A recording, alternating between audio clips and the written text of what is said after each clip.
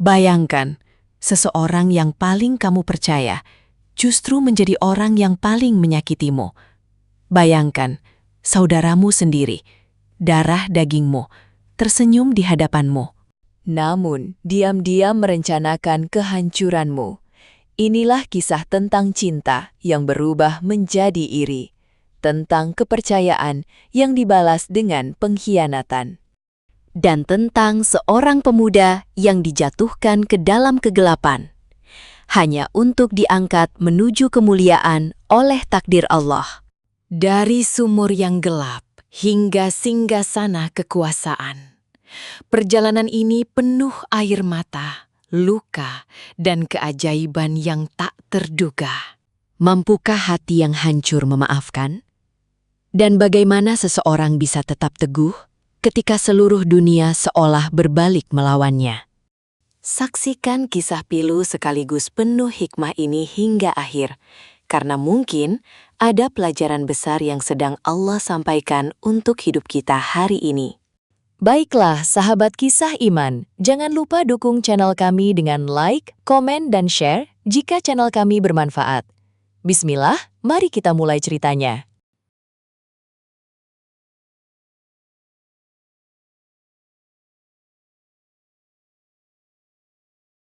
Malam itu begitu tenang, langit terbentang luas, dihiasi bintang-bintang yang berkelip seperti bisikan rahasia dari langit.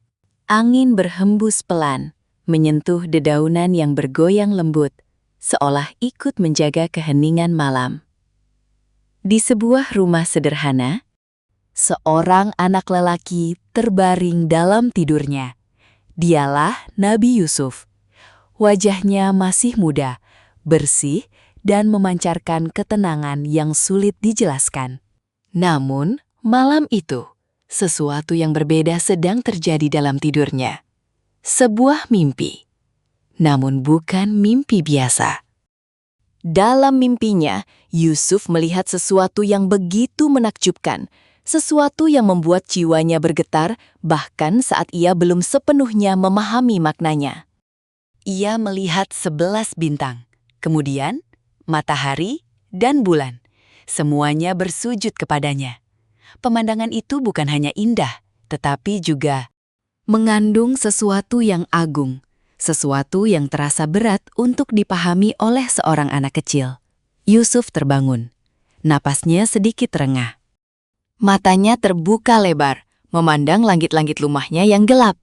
Ia tidak takut. Namun hatinya dipenuhi rasa heran. Apa arti semua itu? Dengan langkah kecil namun penuh rasa ingin tahu, Yusuf bangkit dari tempat tidurnya. Kakinya berjalan perlahan menyusuri rumah yang masih diselimuti sunyi. Ia menuju satu-satunya tempat di mana ia selalu menemukan jawaban. Ayahnya. Seorang nabi yang bijaksana, penuh kasih. Dan memiliki hati yang begitu lembut. Dialah Nabi Yakub. Yusuf mendapati ayahnya masih terjaga. Dalam kesunyian malam, Nabi Yakub duduk dengan tenang, seolah sedang tenggelam dalam doa dan perenungan. Ayah, suara Yusuf lirih, namun cukup untuk memecah keheningan. Nabi Yakub menoleh. Tatapannya lembut, senyumnya hangat. Ada apa anakku? Yusuf mendekat. Ia duduk di samping ayahnya. Matanya masih menyimpan cahaya dari mimpi yang baru saja ia alami. Ayah, aku bermimpi, ucapnya pelan. Nabi Yakub tidak langsung menjawab. Ia menatap Yusuf dengan penuh perhatian. Ia tahu, tidak semua mimpi adalah sekedar bunga tidur. Apa yang kau lihat, wahai anakku? Yusuf menarik napas perlahan. Seolah ia ingin memastikan bahwa apa yang ia katakan benar-benar nyata. Aku melihat 11 bintang dan matahari serta bulan. Ia berhenti sejenak. Suaranya semakin pelan namun penuh ketegasan. Aku melihat mereka semua bersujud kepadaku. Hening. Waktu seakan berhenti. Wajah Nabi Yakub berubah. Bukan karena marah. Bukan pula karena takut. Namun, karena ia memahami sesuatu yang tidak dipahami oleh Yusuf, ini bukan mimpi biasa, ini adalah isyarat. Isyarat dari Allah tentang masa depan anaknya. Hatinya bergetar. Namun sebagai seorang ayah, ia tidak boleh menunjukkan kegelisahan itu. Ia menarik Yusuf ke dalam pelukannya, hangat, penuh cinta. "Wahai anakku," suaranya lembut, namun mengandung ketegasan yang dalam. "Janganlah engkau ceritakan mimpimu ini kepada saudara-saudaramu." Yusuf mengangkat wajahnya, sedikit terkejut.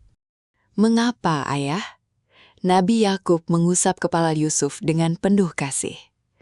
"Sesungguhnya, setan adalah musuh yang nyata bagi manusia." Ia berhenti sejenak, memilih kata-kata yang tepat untuk seorang anak yang masih polos. "Aku khawatir mereka akan merencanakan sesuatu yang buruk terhadapmu." Yusuf terdiam. Ia belum sepenuhnya mengerti. Bagaimana mungkin saudara-saudaranya sendiri melakukan sesuatu yang buruk? Bukankah mereka keluarga? Bukankah mereka seharusnya saling menjaga? Namun Yusuf tidak membantah. Ia percaya pada ayahnya. Dan malam itu, sebuah rahasia besar pun tersimpan. Namun di balik keheningan rumah itu, api kecil telah mulai menyala. Saudara-saudara Yusuf, mereka bukan orang asing.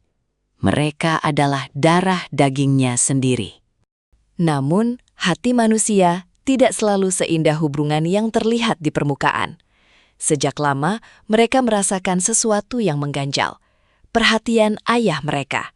Kasih sayang yang terasa lebih condong kepada Yusuf. Setiap senyuman, setiap pelukan, setiap kata lembut, semuanya terasa berbeda ketika diberikan kepada Yusuf. Dan itu perlahan berubah menjadi sesuatu yang lebih gelap. Kecemburuan. Ayah lebih mencintai Yusuf daripada kita. Kalimat itu sering berbisik di antara mereka. Awalnya pelan, namun lama-kelamaan semakin jelas, semakin kuat, hingga akhirnya menjadi keyakinan. Padahal mereka lebih tua, lebih kuat, lebih berpengalaman. Namun mengapa Yusuf, yang masih kecil, justru lebih dicintai? Pertanyaan itu tidak pernah benar-benar mereka jawab. Mereka hanya merasakannya. Dan perasaan, jika dibiarkan tanpa kendali, bisa berubah menjadi sesuatu yang berbahaya. Suatu sore, mereka berkumpul. Tidak ada tawa, tidak ada kehangatan. Yang ada hanyalah tatapan penuh makna dan hati yang dipenuhi kegelisahan. Yusuf dan saudaranya lebih dicintai oleh ayah kita daripada kita. Salah satu dari mereka akhirnya mengucapkannya. Kalimat yang selama ini hanya menjadi bisikan. Kini menjadi nyata. Kita ini banyak, kita kuat. Tapi tetap saja, ia menggenggam tangannya erat. Kita dianggap tidak berarti. Yang lain terdiam. Namun, diam mereka bukan berarti tidak setuju. Justru, mereka merasakan hal yang sama. Di sanalah, untuk pertama kalinya, benih pengkhianatan mulai tumbuh. Sementara itu, Yusuf tetap seperti biasa. Ia tidak mengetahui apa yang sedang terjadi di balik punggungnya. Ia masih tersenyum. Masih memandang dunia dengan hati yang bersih. Masih mencintai saudara-saudaranya tanpa prasangka. Dan mungkin justru itulah yang membuat semuanya terasa semakin menyakitkan. Karena pengkhianatan yang paling dalam bukan datang dari musuh, melainkan dari orang-orang yang kita cintai. Malam kembali turun. Namun kali ini, bukan hanya langit yang gelap. Hati beberapa manusia pun mulai kehilangan cahaya. Sebuah rencana, masih samar, masih belum sempurna. Namun perlahan mulai terbentuk. Dan Yusuf belum mengetahui bahwa mimpinya bukan hanya tentang masa depan yang agung, tetapi juga tentang jalan panjang yang penuh luka. Malam itu terasa lebih berat dari biasanya. Bukan karena langit berubah, bukan pula karena angin berhenti berhembus. Namun, karena sesuatu yang tak terlihat, mulai tumbuh dalam hati manusia. Sesuatu yang perlahan menggerogoti ketenangan. Kecemburuan. Di sudut tempat yang jauh dari pengawasan ayah mereka, saudara-saudara Nabi Yusuf kembali berkumpul. Tidak ada tawa. Tidak ada kehangatan. Yang ada hanyalah wajah-wajah tegang dan hati yang dipenuhi kegelisahan. Ayah kita, salah satu dari mereka, membuka pembicaraan dengan suara rendah namun penuh tekanan. Lebih mencintai Yusuf dan saudaranya daripada kita. Kalimat itu menggantung di udara. Berat, menusuk. Yang lain saling berpandangan. Tidak ada yang menyangkal, karena itulah yang mereka rasakan selama ini. Padahal, mereka lebih tua. Lebih kuat, lebih banyak bekerja membantu ayah mereka, Nabi Yakub. Namun kasih sayang itu seolah tidak berpihak kepada mereka. Padahal kita ini satu kelompok yang kuat. Lanjutnya, suaranya mulai meninggi. Tetapi ayah kita benar-benar dalam kekeliruan yang nyata. Ucapan itu bukan sekedar keluhan. Ia telah berubah menjadi tuduhan. Dan ketika hati sudah mulai menuduh, maka akal perlahan kehilangan keseimbangannya. Salah satu dari mereka maju sedikit. Tatapannya tajam. Keputusannya mulai terbentuk. Bunuh saja Yusuf. Hening. Kalimat itu seperti petir yang menyambar. Beberapa dari mereka terkejut, bukan karena tidak membenci Yusuf. Tetapi karena kata itu, membunuh, terlalu jauh, terlalu gelap, bahkan untuk mereka. Namun sebelum suasana berubah, suara lain segera menyela. Jangan. Nada suaranya lebih tenang, namun penuh pertimbangan. Jangan membunuhnya. Mereka menoleh. Kalau kalian benar-benar ingin menyingkirkannya, lanjutnya perlahan, lemparkan saja dia ke dasar sumur. Ia berhenti sejenak, memastikan semua mendengarkan. Nanti, akan ada kafilah yang lewat. Mereka akan mengambilnya, dan dia akan hilang dari kita. Sebuah ide, lebih ringan, namun tetap kejam. Lebih aman, namun tetap pengkhianatan. Perlahan, yang lain mulai mengangguk. Bukan karena itu benar, tetapi karena itu terasa cukup untuk menghilangkan Yusuf dari kehidupan mereka. Dan dari hati ayah mereka, disinilah sebuah keputusan diambil, bukan dalam kemarahan sesaat, namun dalam kesepakatan yang dingin. Mereka akan menyingkirkan Yusuf, saudara mereka sendiri. Namun rencana tidak cukup hanya dengan niat. Mereka harus mencari cara. Cara untuk membawa Yusuf pergi tanpa menimbulkan kecurigaan. Dan yang paling sulit, meyakinkan ayah mereka. Keesokan harinya, mereka mendatangi Nabi Yakub. Wajah mereka dibuat tenang. Nada suara mereka diatur sehalus mungkin. Seolah tidak ada apa-apa. Ayah, salah satu dari mereka membuka percakapan dengan lembut. Nabi Yakub menatap mereka. Ada sesuatu dalam hatinya yang terasa berbeda, namun ia tetap mendengarkan. Mengapa ayah tidak mempercayai kami untuk menjaga Yusuf? Lanjutnya, nada suaranya terdengar tulus. Namun di balik itu, tersembunyi maksud yang lain. Kami hanya ingin membawanya bermain, bersenang-senang bersama kami. Yang lain menambahkan, kami akan menjaganya dengan baik. Kata-kata itu tersusun rapi, terlalu rapi. Nabi Yakub terdiam. Hatinya tidak tenang. Ada kegelisahan yang tidak bisa ia jelaskan. Seolah ada sesuatu yang akan terjadi. Aku khawatir jika kalian membawanya pergi, ucapnya perlahan, dan kalian lengah darinya, lalu dia dimakan serigala. Alasan itu terdengar sederhana, namun sebenarnya itu adalah suara hati seorang ayah, suara intuisi seorang nabi. Saudara-saudara Yusuf saling berpandangan. Mereka segera menjawab, "Jika dia dimakan serigala sementara kami banyak, maka kami benar-benar orang-orang yang merugi." Jawaban yang cepat, seolah sudah dipersiapkan. Nabi Yakub memejamkan mata sejenak. Hatinya masih ragu. Namun, ia juga tidak ingin menuduh anak-anaknya tanpa alasan yang jelas. Dan disinilah cinta seorang ayah diuji.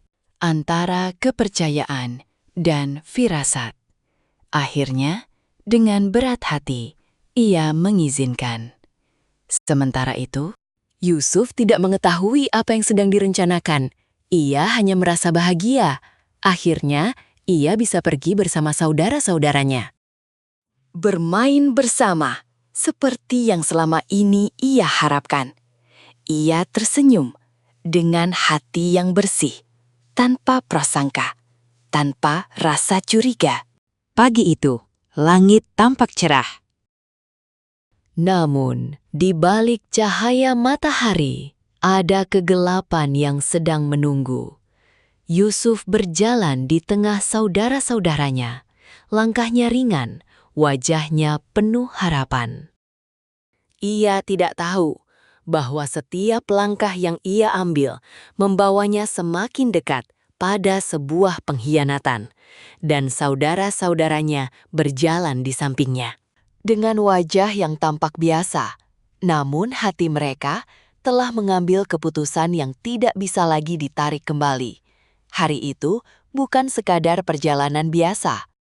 Ia adalah awal dari luka yang dalam, luka yang akan mengubah hidup Yusuf selamanya, dan juga mengubah hati mereka yang terlibat di dalamnya. Langkah-langkah kecil itu terus berjalan, menyusuri jalan tanah yang kering, melewati pepohonan yang berdiri diam, seolah menjadi saksi tanpa suara. Di tengah rombongan itu, Nabi Yusuf berjalan dengan tenang. Wajahnya bersih, matanya memancarkan ketulusan. Sesekali ia tersenyum, mencoba mengajak bicara saudara-saudaranya. Namun, hari itu mereka tidak banyak bicara. Jawaban yang diberikan singkat, dingin, berjarak. Yusuf mungkin merasakannya, namun ia tidak memahami maknanya karena hatinya terlalu bersih untuk berprasangka. Mereka terus berjalan, semakin jauh dari rumah, semakin jauh dari pengawasan ayah mereka, Nabi Yakub, dan semakin dekat pada rencana yang telah mereka sepakati. Akhirnya, mereka sampai di sebuah tempat yang sunyi. Tanahnya tandus, tidak ada tanda kehidupan, hanya sebuah sumur tua, dalam, gelap, dan sepi. Sumur itu tidak digunakan lagi. Airnya jauh di dasar, dan dindingnya curam, sulit untuk dipanjat. Tempat yang sempurna untuk menghilangkan seseorang tanpa jejak. Yusuf berhenti, matanya memandang ke sekeliling. "Apa kita akan bermain di sini?" tanyanya polos. Tidak ada jawaban. Yang ada hanya tatapan. Tatapan yang berbeda dari biasanya. Tatapan yang tidak lagi menyimpan kehangatan. Perlahan, salah satu dari mereka melangkah maju. Kemudian yang lain menyusul. Mereka mengelilingi Yusuf. Lingkaran itu semakin sempit. Nafas Yusuf mulai berubah. Ada sesuatu yang tidak beres. "Apa yang kalian lakukan?" Suaranya mulai bergetar. Tidak ada jawaban, hanya keheningan yang terasa semakin mencekam. Dan saat itulah Kebenaran mulai terungkap. Mereka menangkap Yusuf. Tangannya ditahan, tubuhnya didorong. "Apa yang kalian lakukan?" Kini suaranya penuh ketakutan. Ia mencoba melepaskan diri. Namun, ia terlalu kecil, terlalu lemah, melawan banyak orang yang lebih besar darinya. "Saudara-saudaraku, tolong!" Suara itu pecah, penuh harap, namun tidak ada belas kasihan. Tidak ada yang menjawab dengan cinta. Salah satu dari mereka bahkan menarik baju Yusuf. Baju yang diberikan oleh ayahnya, baju yang penuh kasih sayang, kini direnggut dengan kasar. Sebagai bagian dari rencana mereka, Yusuf menangis. Air matanya jatuh, bukan hanya karena takut, tetapi karena hatinya tidak mengerti mengapa mereka melakukan ini. Apa salahnya? Namun pertanyaan itu tidak pernah dijawab. Mereka menyeret Yusuf ke tepi sumur. Yusuf melihat ke dalam, gelap, dalam, seolah menelan cahaya. Jangan, tolong, jangan lakukan ini. Kini ia memohon dengan suara yang hampir hilang. Namun hati mereka telah tertutup. Dan akhirnya, momen itu terjadi tanpa peringatan, tanpa belas kasihan. Mereka melepaskan Yusuf. Tubuh kecil itu jatuh, turun, semakin dalam, semakin jauh dari cahaya. Gelap, dingin, sunyi. Yusuf terjatuh di dasar sumur. Tubuhnya terasa sakit. Namun yang lebih sakit adalah hatinya. Ia menangis sendirian. Di tempat yang tidak pernah ia bayangkan sebelumnya. Namun, di tengah kegelapan itu, datang sesuatu yang tidak terlihat oleh mata. Ketenangan, bisikan ilahi, janji dari Allah, bahwa suatu hari nanti, ia akan menceritakan semua ini kepada mereka. Saat mereka tidak menyadarinya, sebuah janji, sebuah harapan, di tengah keputusasaan. Sementara itu, di atas sumur, saudara-saudaranya berdiri. Napas mereka berat, namun bukan karena penyesalan, melainkan karena ketegangan yang akhirnya terlepas. Rencana itu telah terlaksana. Namun pekerjaan mereka belum selesai. Mereka harus kembali dan membawa cerita palsu untuk ayah mereka. Malam itu, mereka pulang dengan wajah yang dibuat panik, dengan suara yang dibuat gemetar. Mereka menangis, namun bukan karena sedih, melainkan karena kepura-puraan. Ayah! Ayah! Mereka berlari menuju Nabi Yakub. Kami pergi berlomba dan kami meninggalkan Yusuf di dekat barang-barang kami. Salah satu dari mereka berbicara cepat. Lalu serigala memakannya. Tangisan mereka terdengar keras, namun kosong. Mereka menunjukkan sebuah baju. Baju Yusuf yang telah dilumuri darah. Namun, darah itu bukan darah Yusuf, hanya rekayasa. Nabi Yakub mengambil baju itu. Tangannya gemetar, matanya menatap dalam. Ia tidak langsung menangis. Ia melihat, memahami, dan merasakan. Hatinya tahu, ini bukan kebenaran. Namun ia juga tahu, anak-anaknya telah sepakat dalam kebohongan ini. Ia menarik nafas panjang.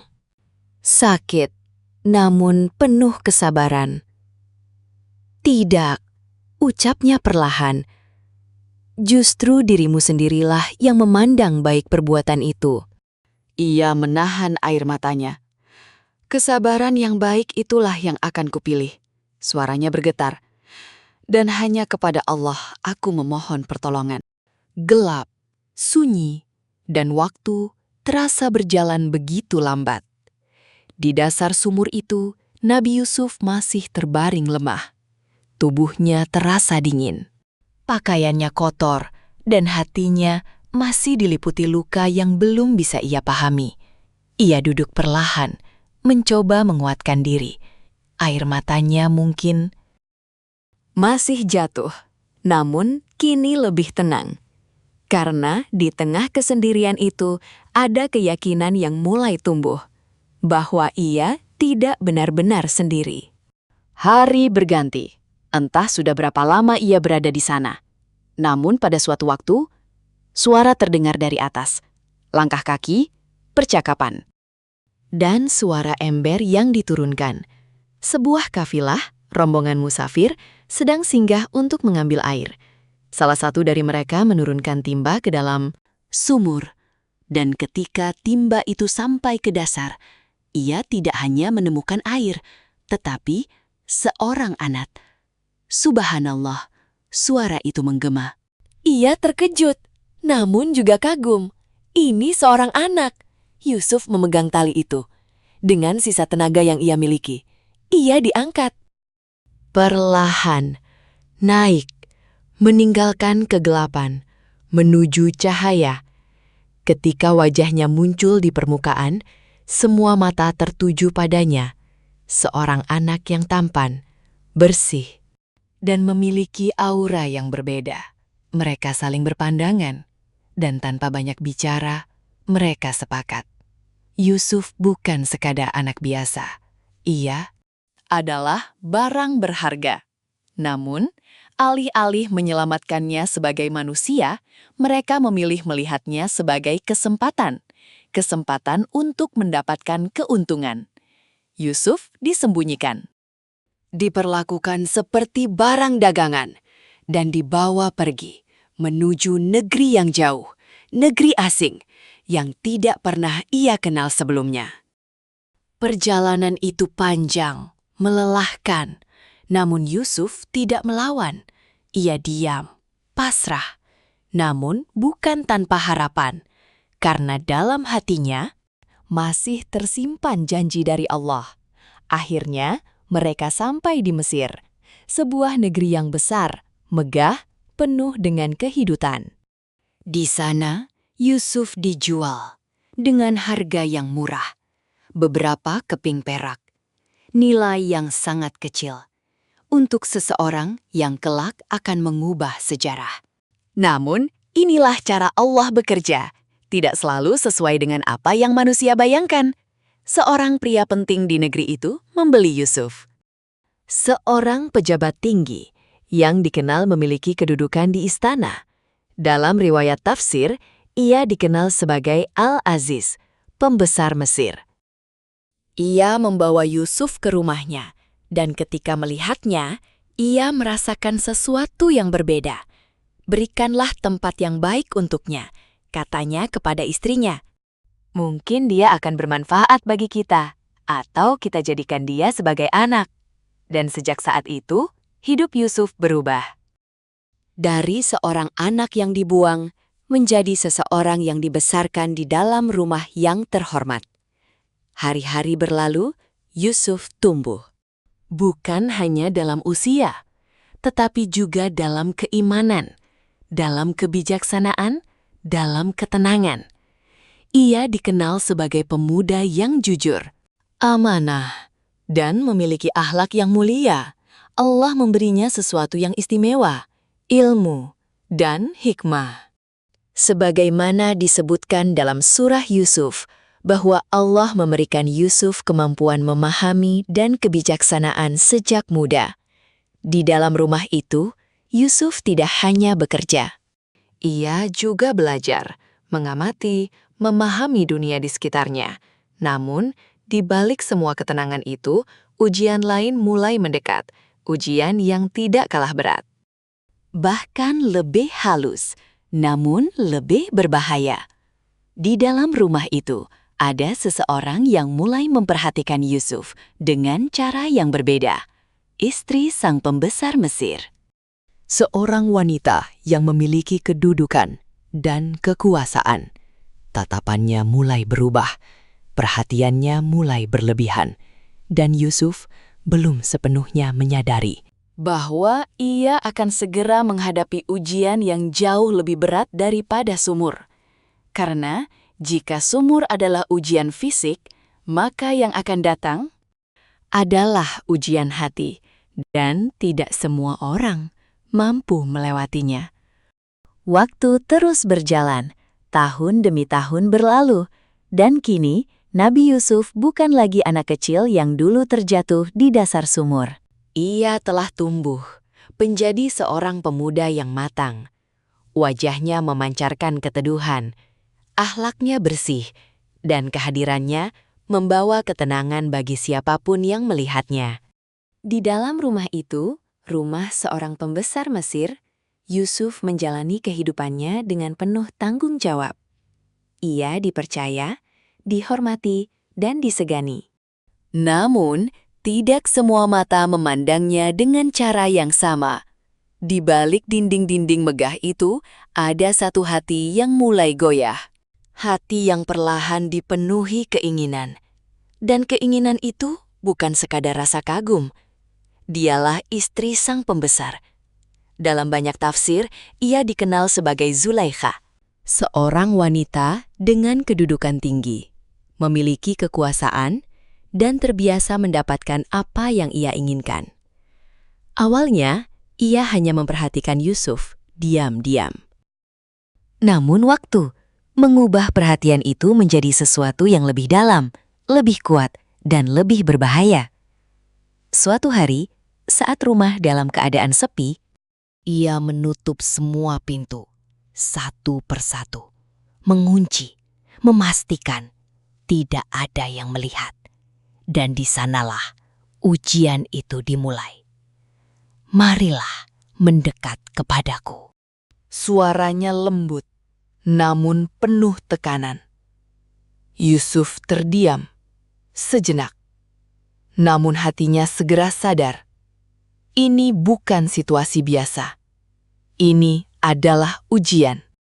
Ujian yang tidak hanya menguji dirinya, tetapi juga imannya. Dengan cepat, ia menolak, "Ma'adzallah, aku berlindung kepada Allah." Kalimat itu sederhana, namun penuh kekuatan. Sesungguhnya Tuanku telah memperlakukanku dengan baik, lanjut Yusuf, dan orang-orang yang zalim tidak akan beruntung. Namun wanita itu tidak mundur. Keinginannya telah menguasai dirinya. Ia mendekat, mencoba memaksa. Yusuf berbalik. Ia berlari menuju pintu. Ingin keluar, ingin menyelamatkan dirinya. Namun, wanita itu mengejar. Dan dalam usaha menahannya, ia menarik baju Yusuf dari belakang. Sobek.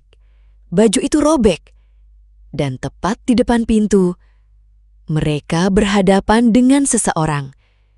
Suami wanita itu, sang pembesar Mesir. Waktu terasa berhenti. Situasi itu sulit dijelaskan. Namun sebelum Yusuf sempat berbicara, wanita itu lebih dulu menyusun kata. Dengan cepat, dengan licik.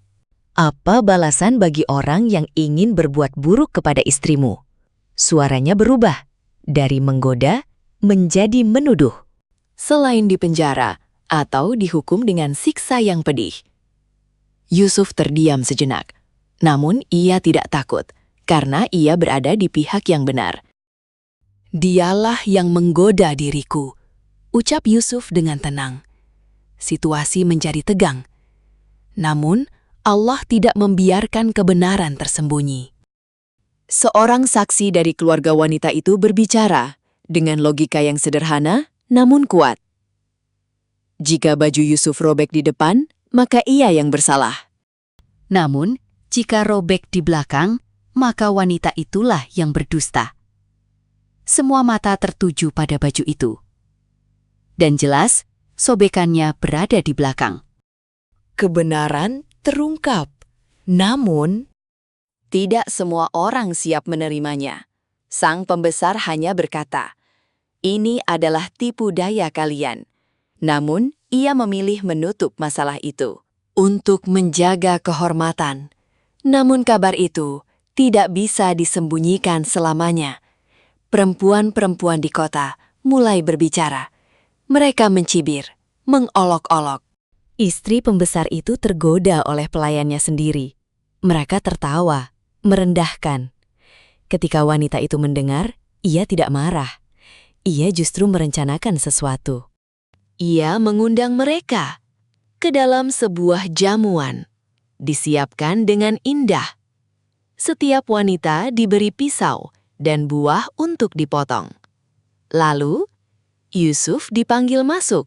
Ketika mereka melihat Yusuf, mereka terdiam, terpaku, takjub, tanpa sadar. Mereka melukai tangan mereka sendiri. Ini bukan manusia, kata mereka. Ini adalah malaikat yang mulia. Wanita itu tersenyum. Kini mereka mengerti mengapa ia tergoda. Namun ujian belum selesai. Wanita itu kembali mengancam Yusuf. Jika ia tidak menuruti keinginannya, maka ia akan dipenjara. Dan disinilah Yusuf membuat pilihan yang tidak mudah, namun benar. Wahai Tuhanku, doanya lirih. Penjara lebih aku sukai daripada memenuhi ajakan mereka. Ia memilih kehormatan daripada kebebasan. Dan akhirnya Yusuf dipenjara. Bukan karena kesalahan, tetapi karena kebenaran yang tidak diterima. Namun, seperti sebelumnya, setiap ujian dalam hidup Yusuf bukan untuk menjatuhkannya, Melainkan untuk mengangkatnya. Pintu itu tertutup, berat, keras, dan dingin. Suara besi yang saling bertemu menggema di lorong panjang, menandai satu hal yang jelas. Kebebasan telah direnggut. Di dalam ruang sempit itu, Nabi Yusuf kini berdiri. Seorang pemuda yang tidak bersalah, namun dipenjara. Bukan karena kejahatan, melainkan karena menjaga kehormatan. Namun anehnya, ia tidak marah, tidak pula mengeluh. Wajahnya tetap tenang. Seolah ia memahami sesuatu yang tidak dipahami oleh orang lain, bahwa takdir Allah selalu memiliki makna. Hari-hari pertama di penjara terasa sunyi. Dinding batu, udara lembab, dan cahaya yang masuk hanya sedikit. Namun Yusuf tidak membiarkan tempat itu mengubah dirinya. Ia tetap beribadah, tetap berbuat baik, tetap menjaga akhlaknya. Dan perlahan, orang-orang mulai memperhatikannya. Para tahanan lain melihat sesuatu yang berbeda. Dari cara Yusuf berbicara, dari sikapnya, dari ketenangannya, ia bukan seperti mereka. Ia tidak putus asa, tidak kasar, tidak penuh kebencian. Sebaliknya, ia justru menjadi tempat bertanya, tempat berbagi, tempat menemukan ketenangan. Dan disinilah cahaya itu mulai tampak. Suatu hari, Dua orang pemuda masuk ke dalam penjara yang sama. Mereka adalah pelayan istana, orang-orang yang dekat dengan raja. Namun kini, Mereka juga menjadi tahanan. Masing-masing dari mereka membawa kegelisahan. Bukan hanya karena penjara, tetapi karena mimpi yang mereka alami. mereka mendatangi Yusuf dengan harapan, dengan rasa penasaran. Sesungguhnya, kami melihat engkau termasuk orang-orang yang berbuat baik, ucap salah satu dari mereka. Ceritakanlah kepada kami tentang mimpi kami. Yusuf tidak langsung menjawab. Ia tidak hanya melihat mimpi, tetapi juga kesempatan. Kesempatan untuk menyampaikan kebenaran. Dengan tenang, ia mulai berbicara. Bukan tentang mimpi terlebih dahulu, tetapi tentang iman. Wahai kedua penghuni penjara, suaranya lembut. Apakah Tuhan-Tuhan yang beragam itu lebih baik, atau Allah yang Maha Esa? Ia menjelaskan tentang tauhid, tentang keesaan Allah, tentang jalan yang lurus. Di tengah penjara, ia berdakwah. Kemudian, barulah ia menjelaskan mimpi mereka. Yang pertama, ia melihat dirinya memeras anggur. Yusuf menjelaskan bahwa ia akan kembali bekerja sebagai pelayan raja. Yang kedua, ia melihat dirinya membawa roti di atas kepala, dan burung memakannya. Yusuf menjelaskan bahwa ia akan dihukum mati. Penjelasan itu tepat, jelas, Dan tidak berubah. Namun, sebelum salah satu dari mereka dibebaskan, Yusuf berpesan, "Ingatlah aku di hadapan Tuanmu," ucapnya. Harapan sederhana, agar ia bisa keluar dari penjara. Namun, manusia bisa lupa. Pemuda yang selamat itu lupa. Hari berganti, bulan berlalu. Tahun berjalan. Yusuf tetap di dalam penjara, lebih lama dari yang seharusnya. Namun, ia tidak berubah. Imannya tetap kuat. kesabarannya tetap utuh karena ia tahu keterlambatan manusia bukanlah keterlambatan Allah. Dan pada suatu hari, takdir kembali bergerak. Raja Mesir bermimpi, mimpi yang aneh, membingungkan, dan tidak bisa dijelaskan oleh siapapun. Ia melihat 7 sapi gemuk dimakan oleh 7 sapi kurus, dan 7 bulir gandum hijau, serta 7 bulir yang kering. Para penafsir istana tidak mampu menjelaskan. Mereka hanya berkata, itu hanyalah mimpi yang kacau. Namun, di saat itulah ingatan seseorang kembali. Pemuda yang pernah bersama Yusuf di penjara akhirnya teringat. "Aku tahu seseorang," katanya. Seseorang yang bisa menjelaskan mimpi itu. Dan untuk pertama kalinya setelah sekian lama, nama Yusuf kembali disebut. Di balik dinding penjara, takdir besar sedang mengetuk. Dan Yusuf akan segera melangkah keluar, bukan sebagai tahanan, tetapi sebagai seseorang yang akan mengubah masa depan sebuah negeri. Pagi itu terasa berbeda. Udara di dalam penjara masih sama, dingin, lembab, dan sunyi. Namun sesuatu di luar sana sedang bergerak. Takdir sedang mendekat. Di istana Mesir, sang raja belum menemukan ketenangan. Mimpi itu masih terbayang jelas dalam pikirannya. 7 sapi gemuk dimakan oleh 7 sapi kurus. 7 bulir hijau dan 7 bulir kering. Maknanya terasa penting, namun tak seorang pun mampu menjelaskan. Hingga akhirnya seorang pelayan maju dengan wajah penuh keyakinan. Dialah orang yang dulu pernah dipenjara bersama Nabi Yusuf. Dan kini ia teringat. "Izinkan aku pergi," ucapnya kepada raja.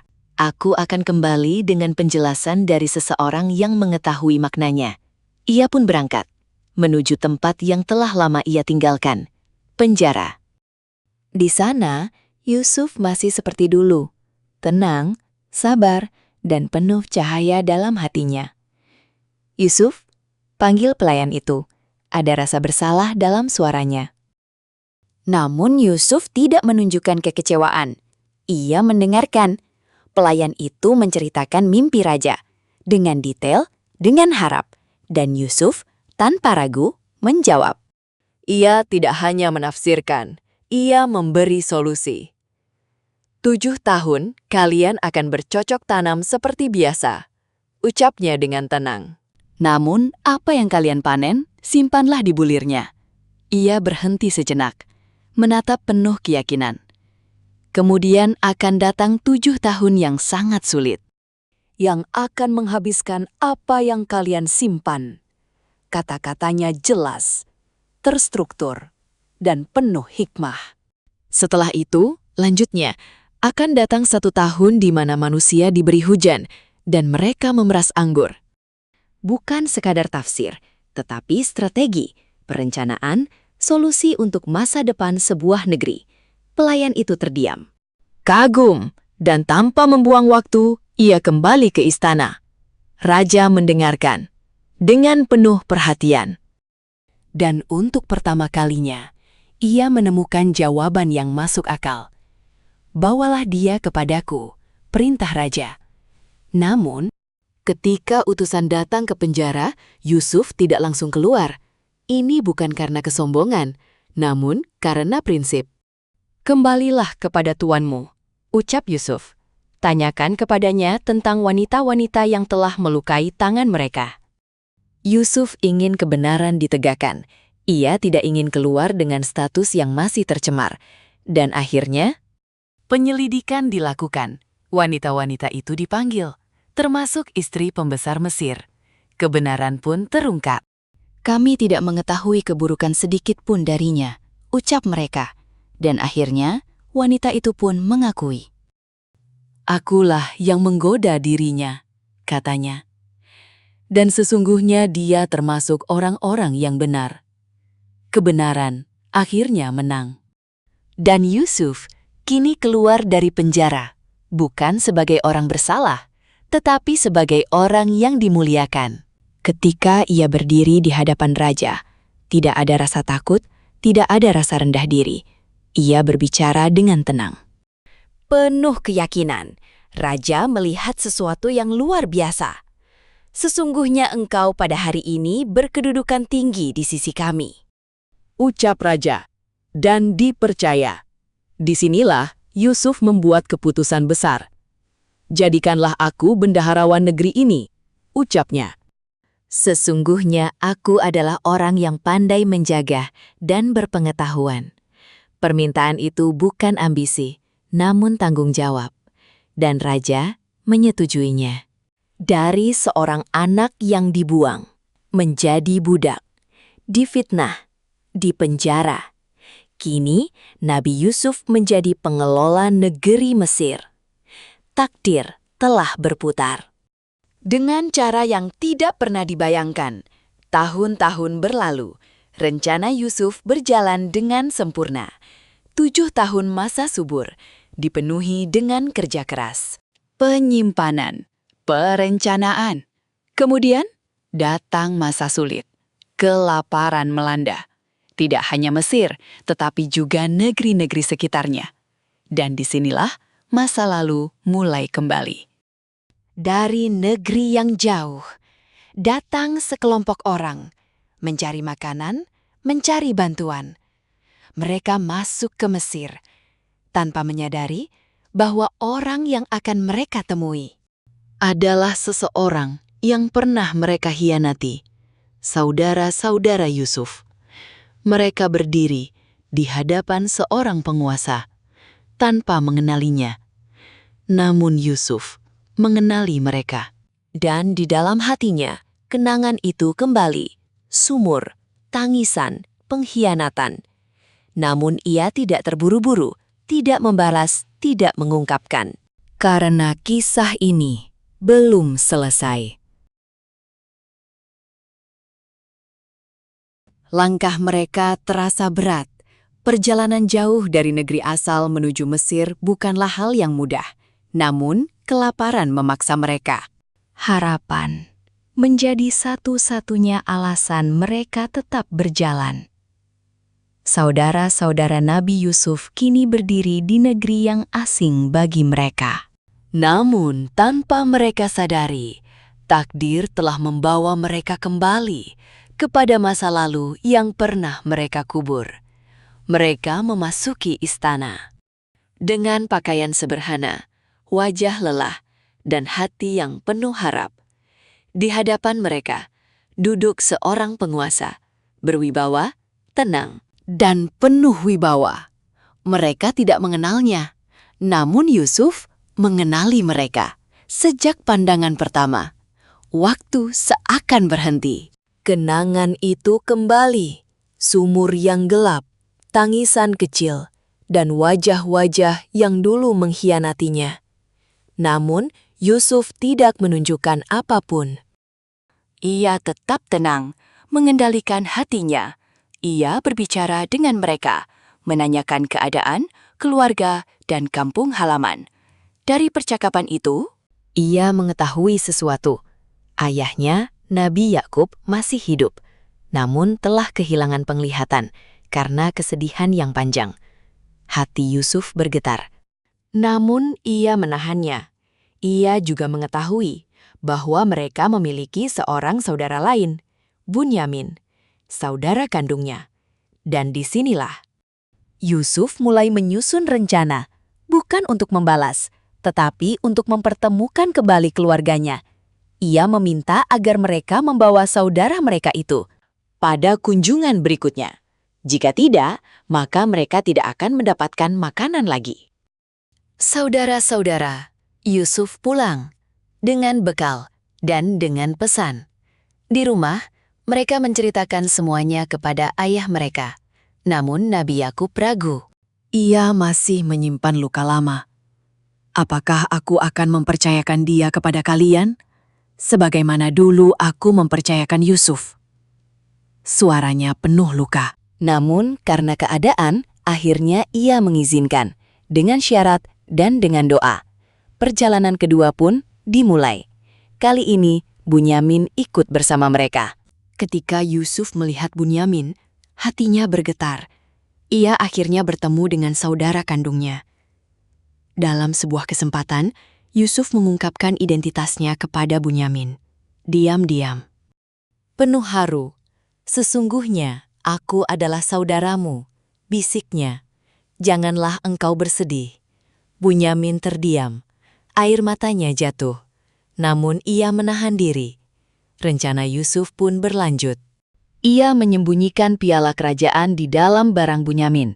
Kemudian, sebuah pengumuman dibuat bahwa piala raja telah hilang.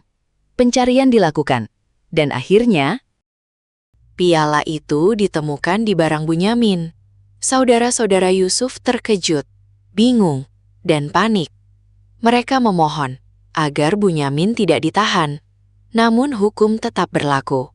Dan disinilah hati mereka mulai berubah.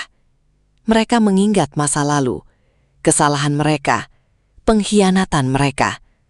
Salah satu dari mereka berkata, "Sesungguhnya, jika ia mencuri."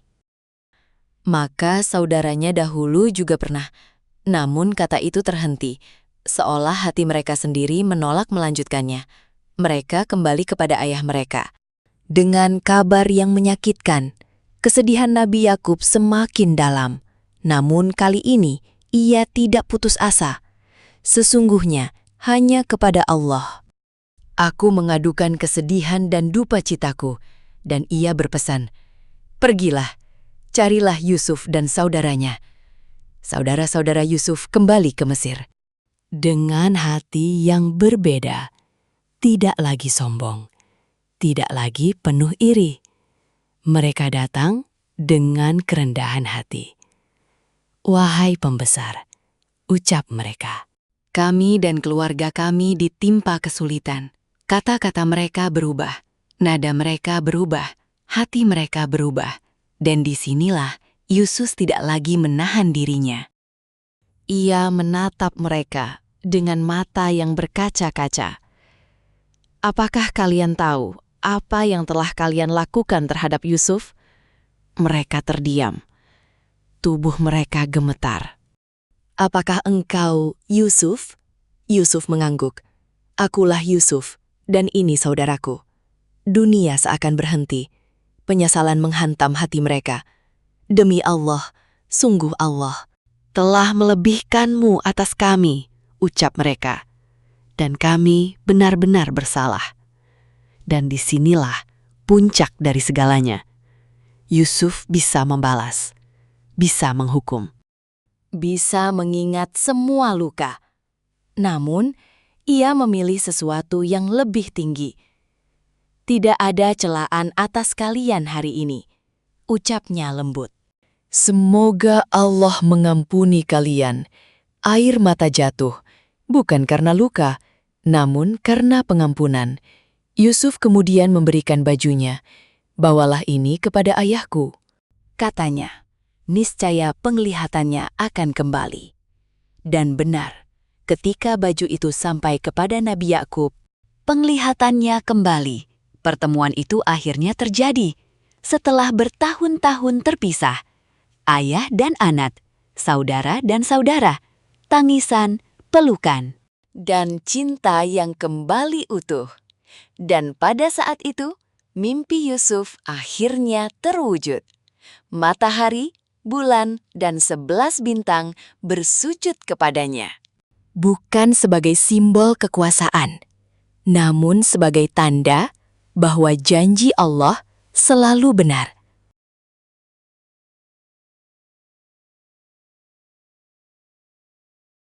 Akhirnya, sampailah kita di penghujung kisah yang begitu dalam maknanya. Kisah tentang luka yang tidak dibalas dengan dendam. Tentang pengkhianatan yang dijawab dengan kesabaran, dan tentang seorang hamba yang tetap teguh, meski hidupnya berkali-kali dijatuhkan. Dari sumur yang gelap menuju penjara yang sunyi, hingga akhirnya berdiri di singgasana kemuliaan.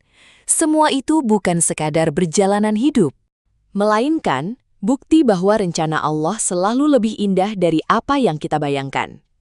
Kisah Nabi Yusuf mengajarkan kita satu hal Yang sangat dalam, bahwa kesabaran tidak pernah sia-sia, dan pengampunan adalah kekuatan yang luar biasa. Ketika ia memiliki kesempatan, untuk membalas, ia justru memilih memaafkan. Ketika ia bisa menghukum, ia memilih merangkul.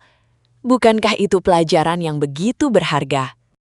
bagi kita semua. Referensi sumber kisah? Kisah ini disusun berdasarkan sumber-sumber terpercaya dan dapat dipertanggungjawabkan, di antaranya, Surah Yusuf dalam Al-Quran, tafsir dari Ibnu Katsir, penjelasan ulama dalam kitab-kitab tafsir klasik yang kredibel. Kami menyadari Bahwa dalam penyampaian kisah ini mungkin terdapat kekurangan atau kekeliruan. Oleh karena itu, kami dengan rendah hati memohon maaf apabila ada kesalahan dalam penulisan maupun penyampaian cerita. Perlu kami sampaikan juga bahwa seluruh gambar atau visual yang ditampilkan dalam video ini hanyalah ilustrasi semata, bukan kejadian asli, dan dibuat semata untuk membantu memvisualisasikan kisah agar lebih mudah dipahami. Terima kasih telah menyimak kisah ini hingga akhir. Semoga setiap pelajaran yang terkandung di dalamnya dapat kita ambil dan kita terapkan dalam kehidupan sehari-hari. Jangan lupa untuk terus mendukung channel Kisah Iman dengan cara like, komen, dan subscribe, serta bagikan kepada orang-orang terdekat agar semakin banyak yang bisa mengambil hikmah dari kisah ini. Dan nantikan video-video menarik kami selanjutnya yang akan menghadirkan kisah-kisah inspiratif lainnya yang tak kalah menyentuh hati.